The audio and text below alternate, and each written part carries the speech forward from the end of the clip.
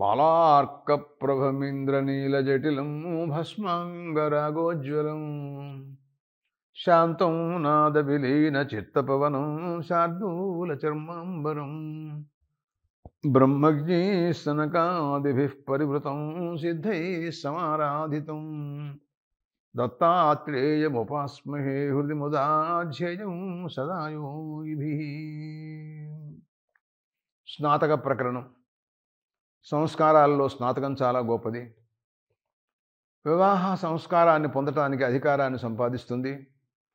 అటు బ్రహ్మచర్యాశ్రమం నుండి కూడాను విముక్తిని కలగజేస్తుంది. మధ్యలో అనేక రకములైనటువంటి పాప పరిహారం కోసం చేసే ప్రయత్నాలు చాలా విలువైనటువంటివి. అన్నింటికీ కర్మాదిలో వపనం అనేటటువంటిది, సంస్కారం అనేది యజ్ఞయాగాది కర్మానుష్ఠానాలలోనూ అన్ని చోట్ల కూడా ప్రసిద్ధంగా ఉంది. అటువంటి వపనాన్ని గురించినటువంటి ప్రసంగం. కత్తిని అభిమంత్రించి వప్త అంటే వపనం చేసేటటువంటి వాడు, అతను మంత్రజ్ఞుడైన వాడు, ఒక ఆచార్యుడు ఎవరో మహాత్ముడు బ్రాహ్మణోత్తముడికి ఇవ్వాలి అని అంటాడు. అభిమంత్రణ మంత్రం ఎలా ఉంది అంటే, త్రియాయుషం జమదగ్నే కశ్యపశ్య త్రియాయుషం యద్దేవానాం త్రియాయుషం తన్మే అస్తు త్రియాయుషం అంటాడండి. ఒక్కొక్కడికి 3 ఆయుస్సులు ఉన్నాయంటాడు. ఏమిటి ఆయుస్సులు అని అడిగాడు. కౌమారం, యౌవనం, స్థావిరం. కుమారావస్థ కొంతకాలం బాల్యావస్థలో ఉంటాం మనం. అక్కడి నుంచి యౌవనావస్థ వస్తుంది, తర్వాత ఏమో వార్ధక్యం వస్తుంది. ప్రతి వాళ్ళకి తప్పదు 3. దీంట్లో మహర్షుల పేరు కూడా చెప్పాడు. త్రియాయుషం జమదగ్ని కశ్యపుడు. దేవతలను కూడా చెప్పాడండి. వాళ్ళకు కూడాను 3 ఆయుస్సులు ఉన్నాయంటాడు. కానీ వాళ్ళు ఎప్పుడు కూడాను ఒకే ఆకారంలో ఉంటారు అని అంటారు, ఒకే వయస్సులో ఉంటారని అంటారు. కానీ ఇక్కడి నుంచి వెళ్ళిన వాళ్ళు కానీ మరో కొంతమంది కానీ అందరూ ఒకే స్థాయిలో ఉంటారని మనం స్వర్గలోకంలో కూడా చెప్పడానికి వీల్లేదు. దేవేంద్రుడు ఉన్నాడంటే ఉత్తమ స్థానం, దిక్పాలకులు ఉన్నారంటే వాళ్ళు కూడా ఉత్తమ స్థానాలు. ఇంకా కొంతమంది దేవతలు ఉంటారు. అసలు వస్తుత ఆజానజాన దేవతలని కొంతమంది మొదటి నుంచి సృష్టి ప్రారంభం నుంచి ఉండేవాళ్ళు, కొంతమంది మహానుభావులు. అలా కాకుండా ఇక్కడ మనం కర్మానుష్ఠానాలు కానీ దానాలు ధర్మాలు యజ్ఞాలు పుణ్యాలు చేసిన వాళ్ళు ఇక్కడి నుంచి స్వర్గలోకంలోకి వెళ్ళిన వాళ్ళు కొంతమంది ఉంటారు. వాళ్ళు తాత్కాలికంగా మామూలుగా మనం ఏదైనా ఎవరింటికన్నా వెళ్ళినప్పుడు 1 గంట 2 గంటలో ఉంటాం చూడండి. ఎప్పుడు మనం వెళదామని టైం చూసుకుంటూ ఏదో మొత్తం మీద కాసేపు కాలక్షేపం చేసి మనకి మళ్ళీ వచ్చేస్తాం. అట్లా వీళ్ళు కూడా ఆ పుణ్యాన్ని అనుభవించి మళ్ళీ వచ్చేవాళ్ళు వీళ్ళు ఉంటారు. అట్లా వీళ్ళలో కొంతమందికి అట్లాంటి 3 కౌమారం, యౌవనం, స్థావిరం కూడా ఉండొచ్చు అనమాట. యద్దేవానాం త్రియాయుషం తన్మే అస్తు త్రియాయుషం.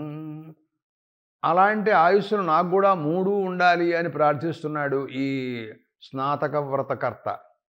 అంటే ఏమిటండి అంటే, కౌమారావస్థలో ఉంచి నేను యౌవనావస్థలోకి వస్తున్నాను. ఇప్పుడు యౌవనం అంతా అనుభవించాలి, ఆ తర్వాత వార్ధక్యం అనుభవించాలి. అంతేగాని హఠాత్తుగా నాకు అపమృత్యువు రాకూడదు. నేను ప్రస్తుతం కత్తితో వ్యవహారం. ఇది చేసేటప్పుడు ఏదైనా తేడాపాడాలు జరిగినట్లయితే దానివలన నాకు ప్రమాదం వస్తే అపమృత్యువు వలన నాకు మరణం రావచ్చు. అలా రాకుండా ఉండటం కోసమని నేను ఈ రకంగా ప్రార్థిస్తున్నాను అని ఆయుష్కర్మ అని దానికి పేరు, క్షౌరానికి. దానివలన ఆయుస్సు పెరుగుతుంది అని శాస్త్రాలు కనపడుతున్నాయి. అందువలన ఆ క్షురాన్ని, ఆ కత్తిని ఈ రకంగా అభిమంత్రణ చేసుకుంటూ మాస్యాయుః ప్రమోషీ అని అంటాడు. తర్వాత కూడాను నా ఆయుస్సును నువ్వు తగ్గించమోక, ఆయుస్సుకు ఎటువంటి భంగము కలగజేయమోక అని ప్రార్థిస్తూ ఉంటాడు. ఆ రకంగా మంత్రించి ఆ క్షౌరం చేసేవాడికి ఇచ్చాడు. ఇచ్చిన తర్వాత శివో నామాసి స్వధితిస్తే పితా నమస్తే అస్తు మామా హిగుంసి అని ఇచ్చాడండి. ఇందాక ఆ మంత్రంతో అభిమంత్రణ చేశాడు. ఈ మంత్రంతో ఇప్పుడు శివో నామాసి స్వధితిస్తే పితా నమస్తే అస్తు మామా హిగుంసి. ఓ కత్తి, నీకు నమస్కారం అంటున్నాడు. అదేమిటండి, కత్తికి కూడా నమస్కారం పెడతాడు ఏమిటండి? ఏదైనా దేవుళ్ళు దెయ్యాలు ఇది అంటే వాళ్ళు ఏదో భయంకరంగా ఉంటారని మనం పెడుతుంటూ ఉంటాం. దేవాలయాల్లోకి పెడితే తప్పకుండా పెడతాం. మరి రాక్షసులకి ఏమో మమ్మల్ని ఏం చేయమోక బాబు అని వాళ్ళకి దండాలు పెడతాం మనం. వీడు కత్తి కూడా పెడుతున్నాడండి. అంటే ఈ కత్తి కూడా ఏ రకమైనటువంటి ప్రమాదం నాకు కలగజేయకుండా ఉండాలి అని దానికి అర్థం అనమాట. నీకు పేరు శివోనామాసి అన్నాడండి పైగాను. నీ పేరు శివ అన్నాడు. అబ్బో! కత్తికి కూడా భలే పేరుందే. అంటే మంగళప్రదమైనటువంటిది. అదేమిటి ఎలా అన్నాడు? అంటే క్షౌరం అనేటటువంటిది మంగళకరం, ఆయుస్సుని పెంచుతుంది, అతని పాపాలు పోతాయి. అందువలన దీన్ని ఆ రకంగా అన్నాడనమాట. ఆ రకంగా తెలుసుకోవాలి. పైగా ఇంకో మాట అంటున్నాడు. స్వధితిష్టే పిత. వీళ్ళ తండ్రిటిష్ట స్వధిటండి. స్వధితి. స్వధితి అంటే అక్కడ అర్థం రాశారు వజ్రము అని అర్థం రాశారు. ఆ వజ్రానికి కొడుకుట ఈ కత్తి. వీళ్ళ నాన్న వజ్రంట. అమ్మో! వజ్రం అంటే దాని పేరు చెబితేనే భయం మనకి. ఎందుకు తెలుసా? వజ్రం వేసి వృత్రాసురుని సంహరించాడు దేవేంద్రుడు. వృత్రాసుర సంహారం దేనివల్ల కాల. ఒక్క వజ్రాయుధానికే సాధ్యమైందది. వాడు మామూలు రాక్షసుడు కాదు. బ్రహ్మాండాలన్నీ ఆవరించుకున్నటువంటి వాడు. అలాంటి వాడిని సంహరించడానికి చాలా కష్టపడ్డాడు దేవేంద్రుడు. రాక్షసుల సంహారంలో మధుకైటభులని వాడిని సంహరించాడు శ్రీ మహావిష్ణువు. సంవత్సరాలండి, మామూలు టైం కాదు బాబు. ఇలా ఉంటుంది. కాబట్టి ఆ వజ్రాయుధం దీనికి తండ్రిట, దాని కొడుకుట ఇదిట. అసలు ఆ వజ్రాయుధానికి ఎంత శక్తి ఉందో. వజ్రో వై స్వధితి. ఆ స్వధితి అన్నా వజ్రం అన్నా ఒకటే అని చెబుతారు. అది చాలా భయంకరమైంది, తీవ్రంగా తీక్ష్ణంగా ఉంటుంది. దాని కొడుకు కాబట్టి ఈ క్షురం కూడాను తండ్రికి ఎంత బలం ఉన్నప్పుడు కొడుకు కూడా ఉంటుంది కదండి. వాయుదేవుడు ఎంత బలవంతుడు, అందుకోసమే భీముడు అంత బలవంతుడు, ఆంజనేయ స్వామి అంత బలవంతుడు. కాబట్టి ఈ కత్తి కూడా అంత తీవ్రంగా తీక్ష్ణంగా భయంకరంగా ఉండవచ్చు. దానివలన ఏం ప్రమాదం వస్తుందో అది లేకుండా ఉండాలి అని మొట్టమొదట్లోనూ ప్రార్థిస్తున్నాడనమాట. ఇది రకంగా ఆ వస్త్రాన్ని అంటే శిరస్సు ముండనం చేసేటటువంటి ఆ క్షౌరం చేసేవాడికి ఈ మంత్రం చెప్పి ఇచ్చాడండి. తర్వాత ఆ కేశ సంస్కారం చేయటానికి ఉష్ణ శీతాస్వప ఆనీయ అని మనకు ఒక మాట ఉంది. ఉష్ణేన వాయవు దకేనే హ్యది కేశాను వపతు అని అంటాడండి. ఆశ్చర్యంగా ఉన్నాయండి ఈ మంత్రాలు. ఈ మంత్రార్థం విచారణ చేసి చూస్తే శీతాసు ఉష్ణ అపహానీయ, చన్నీళ్లలో వేడి నీళ్లు ఉంచమన్నాడు. కొంచెం శిరస్సుని తడపడం కోసమని పాపం చలి వేస్తుంది కదండి పిల్లాడికి. 16 ఏళ్ళ వాడేగా. నిన్న గోదాన వ్రతానికి 16 సంవత్సరాలను మూడవని చెప్పుకున్నాం. షోడశేవరిచే గోదానో వాస్యాతు. అట్లాగే ఇంచుమించుగా అలాంటి వయసులో ఉన్నాడండి ఈ స్నాతకుడు కూడాను. కాబట్టి శరీరం కొంచెం ఇబ్బంది అవుతుందని చల్లటి నీళ్ళల్లో కొంచెం వేడి నీళ్ళు కూడా కలిపితే ఈ చికాకు లేకుండా ఉంటుంది అని చెబుతారు. మన వాళ్ళు కొంచెం దీన్ని ఆధారంగా చేసుకుని ఒక యుక్తిని కూడా ప్రదర్శిస్తూ ఉంటారు. చన్నీళ్లలో వేడి నీళ్ళు అని మన లోకంలో ఒక మాట ఉంది. కాస్త ఏదో చన్నీళ్ళకి వేడి నీళ్ళు తోడండి అనేమాట. వేడి నీళ్ళకి చన్నీళ్ళు తోడనరు. ఎందుకంటే అసలు చన్నీళ్ళేగా మొదట్లో మనకు ఉన్నది. దాన్ని మనం కాస్తే వేడి నీళ్ళు అవుతాయి కాబట్టి చన్నీళ్ళే ప్రకృతి. దానికి తర్వాత వేడి నీళ్ళు కాస్త జోడు చేయమని అంటారు మన వాళ్ళు. దానికి మాట్లాడుతూ అంటాడు, వాయుదేవుడితో మాట్లాడుతున్నాడండి. ఉష్ణేన వాయో, ఓ వాయుదేవా, ఉష్ణేన ఉదకేన, నువ్వు కొంచెం వేడి నీళ్ళు తీసుకోవా, వచ్చి నువ్వు తీసుకురమ్మన్నాడు. అంటే ఎవరైనా పట్టరావాలి కదండి. అంటే వేడి నీళ్ళు వాయుదేవుడిని పట్టరమంటాడు ఏంటండి? అంతటా పెడతాడు కదండి ఆయన. వంటింట్లో కూడా పెడతాడు, ఎక్కడైనా పట్టుకురాగలడు. తర్వాత వాయోరగ్ని అని, వాయువులోంచి అగ్ని పుట్టాడు అని ఒక ప్రసిద్ధి ఉంది. అసలు ఆయన దగ్గరే వేడి ఉంటుంది, లేకపోతే అగ్ని ఎట్లా పుడతాడు ఆయనకి? కాబట్టి ఆయన దగ్గర వేడి నీళ్ళు ఉంటాయన్నమాట. తీసుకుని రావాల్సిందిగా కోరుతున్నాను. ఎందుకు తీసుకురమ్మంటున్నావు వేడి నీళ్ళు అని అడిగారు. అతనికి క్షౌరం కోసమని, సౌకర్యం కోసమని, తలంతా తడపడం కోసమని అని చెప్పాడు. అయితే ఇక్కడ అంటాడు, అదితి కేశానువపతు. అదితి ఆమె కేశాలన్నింటినీ కూడాను ఆ వపనం చేయుగాక అన్నాడు. అదేమిటండి, ఆవిడ వపనం చేయటం ఏంటండి అని అర్థం కాదు. ఆమె అనుగ్రహం వలన వపనం జరుగుతుంది అని దానికి అర్థం. నీళ్లు తీసుకురావటంలో ఆ ఉదక ఆనయనంలో తీసుకురావటంలో వాయువుకి కర్తృత్వం, ఆ వపనం చేయటంలో అనుగ్రహించటం అదితి దేవి ఆవిడ అనుగ్రహం అందుకు ఇస్తుంది ఆవిడ. అంతేగాని ఆవిడే ఇక్కడ వపనం చేస్తుంది అని అర్థం కాదు. ఆదిత్య అనుగ్రహకర్తవ్యత్వం, అనుగ్రహం ఇస్తుంది అని చెప్పడంలో ఉద్దేశ్యం అన్నమాట. సరే, తర్వాత మంత్రంతో శిరస్సును తడుపుతున్నాడు. ఆప ఉందంతు జీవసే దీర్ఘాయుత్వాయ వర్చసే జ్యోక్ష సూర్యం దృశే అని అంటున్నాడండి. అనే శిరవునత్తి ఉత్తరయా శిరవునత్తి అని అంటారు. ఈ మంత్రంతో ఆ శిరస్సుని ఆ స్నాతకుడు స్నాతక కర్మ వ్రతం చేసేటటువంటి వాడు ఉన్నాడే, వాడి శిరస్సును తడపమన్నారు. అయితే ఈ శిరస్సు అతన్ని తడపడం, ఆ తర్వాత క్రమంగా అతనికి క్షౌరం, ఇది ప్రక్రియ. ఇక్కడ అంటారు జీవసే దీర్ఘాయుత్వాయ వర్చసే. ఇప్పుడే అతనికి భయపడుతున్నాడండి. మరి ఈ పైన ఆ క్షురం కత్తి అది వజ్రాయుధం యొక్క కొడుకు.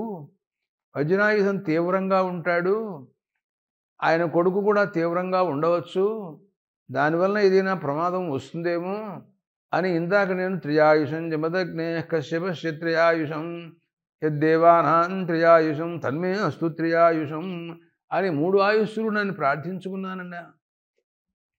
తర్వాత మంత్రంలో శివో నామా శశ్రుతిస్తే పితా నమస్తే అస్తు మామా హింసి, నీకో నమస్కారం, నువ్వు నన్ను హింసించమోక అని కూడా ప్రార్థించాడండి. మళ్ళీ అంటున్నాడు, అతనికి ఇంకా భయం పోలా. ఏమంటున్నాడు తెలుసా అండి? జీవసే దీర్ఘాయుత్వాయ వర్చసే ఆప ఉందంతు అంటున్నాడు. పైగా అంటున్నాడు జ్యోక్ష సూర్యం దృశే అంటున్నాడండి. నేను ఎప్పుడూ సూర్యుడిని చూస్తూ చిరకాలం జీవించాలి, నాకు చక్షుష్పాటవం, శారీరకంగా ఎటువంటి ప్రమాదాలు రాకూడదు, నా కళ్ళు ఎప్పుడు కూడాను ఆ సూర్యుడిని దర్శించేటట్టుగా ఉండాలి. ఆ చక్షుస్సుకి అనుగ్రహ దేవత అండి, అనుగ్రహ దేవత సూర్యుడు. ఆయన అనుగ్రహం ఉంటేనే మన చక్షుస్సు పనిచేస్తుంది. నాకు వర్చస్సు కావాలి. మరి ఇవి ఈ రకంగా శిరోగతమైనటువంటి కేశాలని కనుక వపనం చేయటం చేత అతను ఎంతో కాలం దీర్ఘకాలం జీవిస్తాటండి. అంటే అతనికి పాపాలు ఉండవు, క్రమంగా పోతాయి. ఇప్పుడు చూడండి, మన క్షేత్రాలకు వెళ్ళినప్పుడు అందరూ కూడాను శిరోజాలం ఇచ్చేస్తూ ఉంటారు. ప్రసిద్ధమైన క్షేత్రం మనకి వెంకటేశ్వర స్వామి తిరుపతి క్షేత్రం. అది చాలా ప్రసిద్ధంగా ఉంది. అక్కడ శిరస్సు జుట్టు ఇవ్వడం అనేటటువంటి ప్రక్రియ మిగతా చోట్ల కూడా ఉంది, కానీ అంతగా లేదు. ఇక్కడ మాత్రం చాలా ఎక్కువగా ఉంది. కర్మాదిలో కానీ క్షేత్రాల్లోకి వెళ్ళినప్పుడు మొట్టమొదట్లో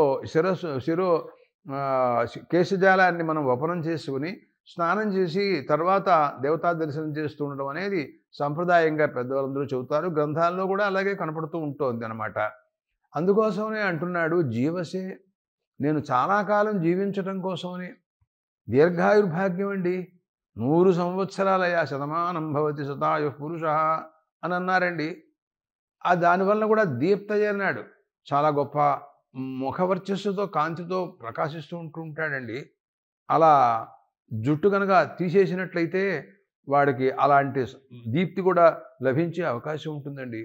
అంతేకాదు అతను చిరకాలం సూర్యభగవానుని చూస్తాడు.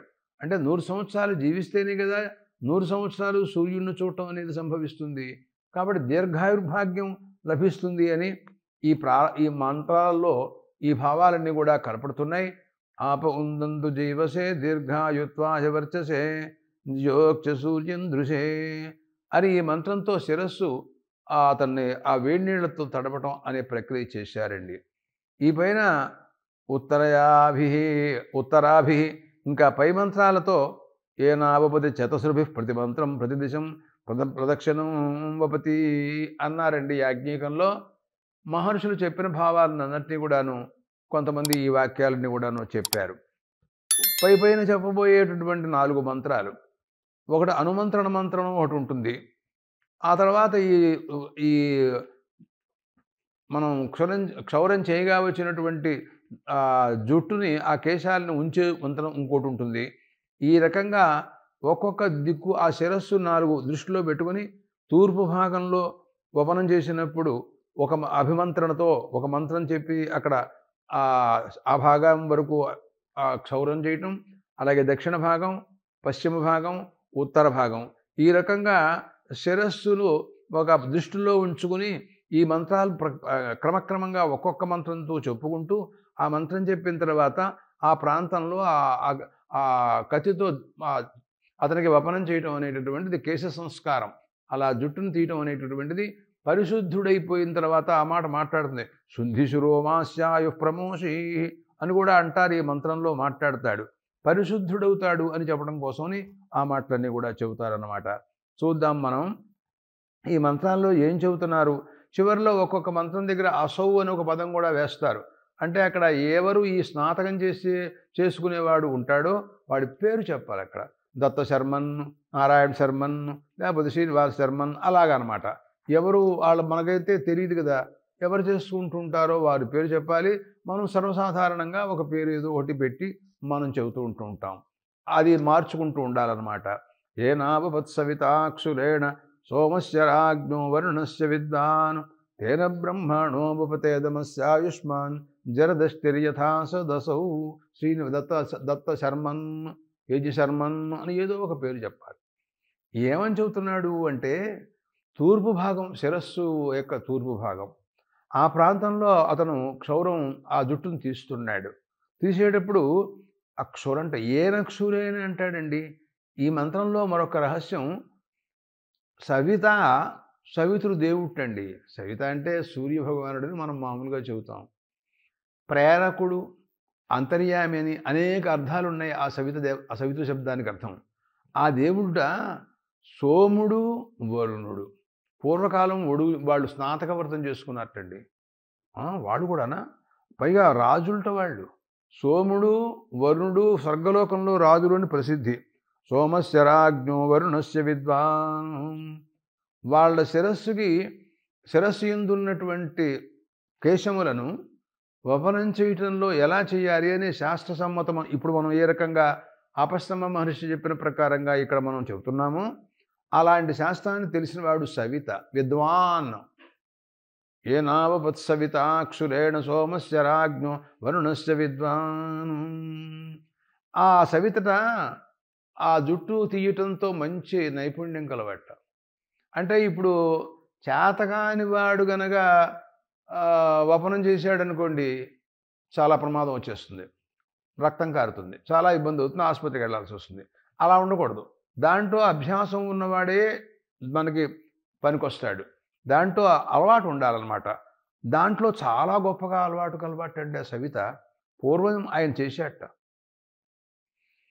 అయితే ఏ కత్తితో చేశాడో ఆ కత్తితో ఇప్పుడు నేను చేస్తున్నాను అని ఒక మాట అందండి ఇక్కడ. అదేమిటయ్యా?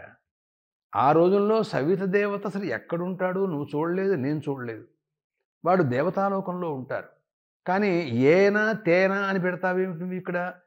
ఈ మంత్రంలో చూడండి. ఏనావత్సవితాక్షురేణ సోమస్య రాజ్ఞో వరుణస్య విద్వాను తేనా అని అన్నాడు మళ్ళీ. అంటే ఆ కత్తితోనే నేను కూడా ఇప్పుడు బ్రహ్మాణ అన్నాడు. అంటే ఓ బ్రాహ్మణా అని అర్థం అనమాట.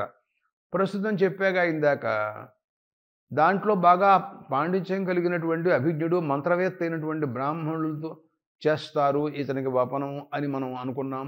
మహర్షి చెప్పారు, ఆపస్తమ మహర్షి, ఇంకా వ్యాఖ్యాతలందరూ కూడాను, ఇంకా చాలామంది గ్రంథకర్తలు చెప్పారనుకున్నాం కదా. కానీ వాళ్ళు ఆ కత్తితోనే ఇతను మళ్ళీ వాపత ఇదం ఆయు అని అంటాడు.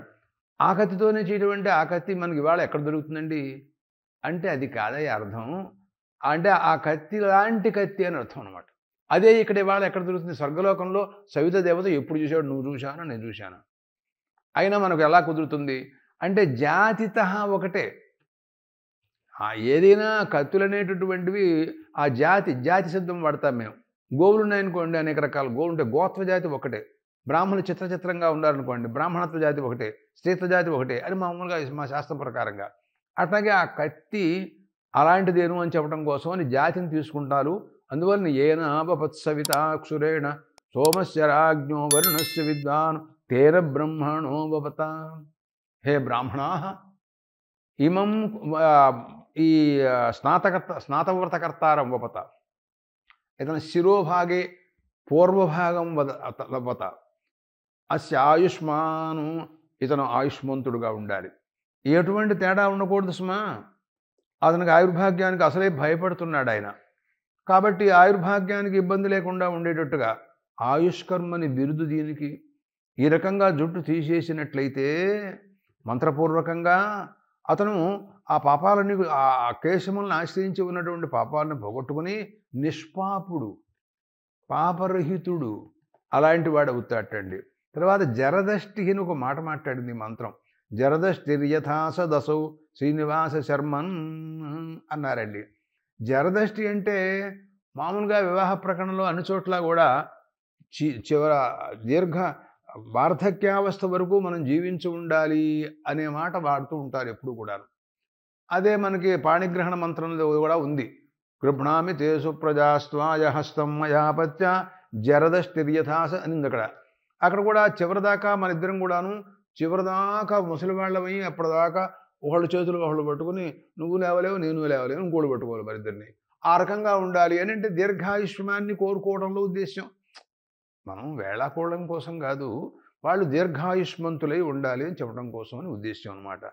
కానీ ఇక్కడ జరదష్టి అంటే అర్థం జీర్ణాశన అని ఒక మాట రాశాడు ఒక వ్యాఖ్యాత. అయ్యి బాబు ఇది చాలా బాగుంది. ఇది అంటే ఏమిటి తెలుసా మీకు? వాడికి మంచి ఆరోగ్యమును, ఆహారం జీర్ణం అవ్వటంను, అజీర్తి వ్యాధి లేకుండాను మంచి బాగా పుష్టిగా ఉంటాడు వాడు. ఓహో, ఇదైతే మనం తప్పకుండా చేయించుకోవాల్సిందే. ఎందుకంటే మరి అజీర్ణ వ్యాధితో చాలామంది బాధపడుతున్నారు కదండి. అది లేకుండా ఉంటుంది అంటే మనం తప్పకుండా కేశవపనం చేయించుకున్నప్పుడు కూడా జీర్ణాశనంగా ఉంటాం మనం అని ఈ మంత్రం వలన తెలుస్తుంది. నాకు చాలా బాగుంది ఈ మంత్రార్థం. ఎందుకంటే నేను అసలే అజీర్ణ వ్యాధి వాడిని కాబట్టి ఇటువంటిది నాకు చాలా ఉపయోగిస్తుందని అనుకుంటున్నాను నేను. అంచేత జీర్ణాశన జరదష్టి అన్నారు. ఏమయ్యా కొత్తగా ఉంది అర్థం, మామూలు అర్థం చెప్పబోయా బాబు అన్నాడు. పోనీ జరావస్థావా, పోయి వార్ధక్యం చివరిదాకా కూడా నేను జీవించి ఉంటాను, శతమానం భవతి అని చెబుతోంది. 100 సంవత్సరాలు బతికుంటే ఏం పోయింది దీంట్లోనూ. అలా ఉండేటట్టుగా నువ్వు జాగ్రత్తగా ఈ స్నాతక వ్రతం చేసుకునే అబ్బాయికి నువ్వు తూర్పు భాగంలో ఉన్న జుట్టుని, ఆ కేశాలని జాగ్రత్తగా తీయవలసింది అని చెబుతున్నారండి ఆ మంత్రంలో. ఇది వాడు చెప్పే మాటలు. ఏనావత్సవితాక్షురేణ సోమస్య రాజ్ఞో వరుణస్య విద్వాన్ తేన బ్రహ్మాణో ఉపతేదమా అస్యాయుష్మాన్ జరదష్టిర్యథా సదసము అని అంటారు. తరువాత మళ్ళీ ఇంకొక మంత్రం చూద్దాం. అతను అంటే దక్షిణ పక్కన ఈ ప్రాంతంలో ఉన్నటువంటి జుట్టుని తీయటం అనే విషయం అనమాట. యత్సురేణ మర్చయతాసు పేషస వప్త్రావపసికేశాను శుద్ధిశిరోమాస్యాయు ప్రమోషీ అంటాడండి. అంటే ఎప్పుడైతే నువ్వు ఆ క్షురంతో మర్చయత, అది కొంచెం పదునుగా ఉండాలి. అల్లాని శాంతం వజ్రాయుధంలాగా ఉండకూడదు, అల్లాని శాంతం మొండిదిగా ఉండకూడదు. ఈ రెండు ప్రమాదకరమైనటువంటి పరిస్థితులు. అలా కాకుండా ఎంతవరకు మనం జుట్టు తీయటానికి దానికి పదును అవసరమో అంతవరకు తీక్షణంగా ఉండాలి, అంతవరకే అనమాట. అలాంటిదిగా ఉంటుంది. సుపేశస అన్నాడు ఇంకో మాట. అది చూడటానికి కూడా బాగుంటుంది అనమాట. దానికి అర్థం కొన్ని మరీ భయంకరంగా ఉంటాయి, చూస్తేనే భయం వేస్తుంది. బాబోయ్ నా వద్దులేవయ్యా బాబు వాటికి అసలు అని వాడు అసలు క్షౌరం కూడా చేయించుకోడు. అంచేత ఉజ్వలైన అన్నాడండి. అటువంటి దాంతో నువ్వు చేయవలసింది అని వప్తను కోరుతున్నాడు. ఇక్కడ వప్తాను ఆ క్షౌరం ఆ సాధనము రెండు ఒకటిగా వర్ణన కనపడుతోంది. కానీ ఆ కరణముందు కర్తృత్వ వివక్ష అంటూ వ్యాకరణ మర్యాదను అనుసరించిన విశేషాలు రాశారు. సరే అది అలా వెడంగా పెట్టండి. దానిచేత నీవు అంటే తేలికగా మరీ తేలికగా సులువుగా ఆ కత్తితో అతనికి వపనం జరిగింది, ఏమీ శ్రమ లేదు, చేసిన వాడికి శ్రమ లేదు, చేయించుకున్న వాడికి శ్రమ లేదు అనే విధానంగా జరిగింది అని చెప్పడం కోసమని అటువంటి ప్రయోగాలు వేస్తూ ఉంటారని మామూలుగా కాష్టాన్ని పచంతి అంటూ కొన్ని ప్రయోగాలు చెబుతూ ఉంటారు. వ్యాకరణ మర్యాదను అనుసరించి అది ఎలా ఉంచండి. శుంధి శిరోమాస్యాయు ప్రమోషీ, ఇతని యొక్క శిరః శుంధి, శుద్ధంకురు, శుద్ధమైపోతుంది తర్వాత అతని యొక్క శిరస్సు. ఎందుకని ఆ జుట్టుని ఆశ్రయించుకుని పాపాలు ఉన్నాయి, దీన్ని పోగొట్టడం చేత పాపాలు పోయినాయిగా, అతను శుద్ధమైపోయినాడనమాట. అలాంటి వాడినిగా నువ్వు చేయవలసిందిగా కోరుతున్నాము అని. కానీ మాస్యాయు ప్రమోషి ఏమోయ్, అతని ఆయుస్సుకు ఎటువంటి భంగం కలగకుండా ఉండుగాక, అలాంటిది మాత్రం నువ్వేం చేయమోకే అని కూడా ప్రార్థించుకుంటున్నారండి. ఆ రకంగా ఎందుకంటే మరి అయితే ఒక మంత్రంలో ఒక చోట ఒక మాట ఉంది. ఏమనుందంటే రిక్తోవా ఏషః పిహితః యన్ముండః అని ఒక ఉంది. కొంచెం దానివలన కొద్ది ఇబ్బంది ఉంటుంది అని ఒక మాట ఉంది. ఇది వైద్య శాస్త్రకర్తలు చెప్పిన మాట గానీ, వేద మంత్రాలు చెప్పిన మాట మాత్రం కాదు. వేదోక్తరీత్యా జుట్టు తీయవలసిందేను. కానీ వైద్య శాస్త్రజ్ఞులు వాళ్ళు కాదని కొద్దిగా దాంట్లో ప్రతిబంధకంగా కొద్దిగా చెప్పారు వాళ్ళు. వాళ్ళ అభిప్రాయం ఏమిటి? ఎందుకు అలా చెబుతున్నారు అని నాకొక ఆలోచన అండి. ఏం లేదు, చూడండి, ఈ మెదడు ఉంటుంది. అక్కడ మరి దానివలన దానికేదైనా దెబ్బ తగులుతుందేమో, దానివలన ఏం ప్రమాదం వస్తుందో అనే ఆలోచనతో వాళ్ళు ఇహలోకంలో ఆరోగ్యరీత్యా ఆలోచించి అలా చెబుతూ ఉంటారు అని కొంతమంది అంటూ ఉంటారు. కానీ మనం వేద మంత్రాలు మనకి కర్మానుష్ఠానాలు ప్రధానమైనటువంటివి కదండి. కాబట్టి దీని ప్రకారంగా ఆ మంత్ర ప్రభావం చేత సమస్త పాపాలు పోయిన తర్వాత అటువంటి ఏ ప్రమాదం అతనికి ఉండే అవకాశాలు లేవు. కాబట్టి మనం వేదోక్త మంత్ర ప్రకారంగానే మనం ఈ శిరస్సులో ఎందు ఉన్నటువంటి జుట్టుని ఆ కేశాలను తీయించుకోవడం అనేటటువంటి దాన్ని మనం అంగీకరించక తప్పదనమాట. తరువాత ఈ రకంగా చూసినట్లయితే ఒక్కొక్క మంత్రం అండి. దీంట్లో కూడా ఇంకో మంత్రంలో ఏం చెబుతాడంటే, పూర్వకాలంలో పూష అనే దేవత బృహస్పతికి, ఇంద్రుడికి, అగ్నికి వాళ్ళకందరికీ కూడా ఆయన జుట్టు తీసేటండి. ఆ క్షౌరం చేసేట ఆయన. అబ్బో, దేవతలకు కూడా వచ్చండి. సవితా దేవత ఇందాక చెప్పాంగా, ఏదైనా మొట్టమొదటి మంత్రంలో మాట్లాడుతూ ఆ సవితృ దేవత ఆయన చేసినటువంటి విధానం, ఏనావపత్సవితాక్షురేణ సోమస్య రాజ్ఞో వరుణస్య విద్వాను. సోముడు, వరుణుడు వాళ్ళిద్దరికీ ఆయన చాలా బ్రహ్మాండంగా చేసేటండి సవిత. అట్లాగే ఇక్కడ పూషదేవత కూడా అలాంటి వాళ్ళల్లో ఒకటండి. ఈయన కూడా సమర్థుట్ట. తెలియదు మనకు ఆ విషయం. ఈ మంత్రాలు చెబుతుంటే వింటున్నాం. ఈయన ఎవరికి చేశాడండి? బృహస్పతికి, అగ్నికి, ఇంద్రుడికి కూడా చేశాటండి.